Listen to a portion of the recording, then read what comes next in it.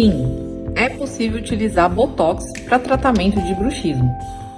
O bruxismo é o ato inconsciente de apertar ou ranger os dentes de forma constante e excessiva, o que causa uma pressão sobre os dentes e tensão nos músculos responsáveis pela mastigação. Suas possíveis causas estão relacionadas ao estresse, ansiedade, apneia do sono e também pode haver fatores genéticos envolvidos.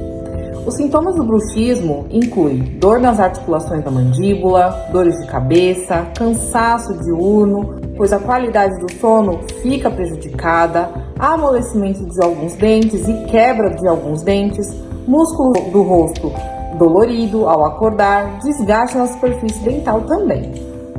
Com a toxina botulínica, nós podemos melhorar o conforto desses músculos relacionados à mastigação, promovendo seu relaxamento e tratando assim o bruxismo. A aplicação do produto toxina botulínica nos músculos promove a redução da atividade muscular excessiva e diminui a tensão muscular, aliviando assim os seus sintomas.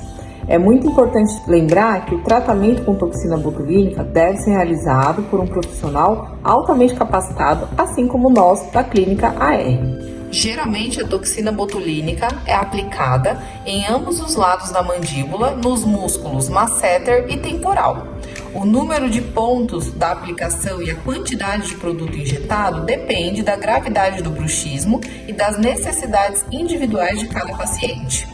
Caso o bruxismo não seja devidamente identificado e tratado, podem haver consequências terríveis, como problemas na articulação temporomandibular, dores faciais, desgastes dentários e até mesmo quebra dos dentes.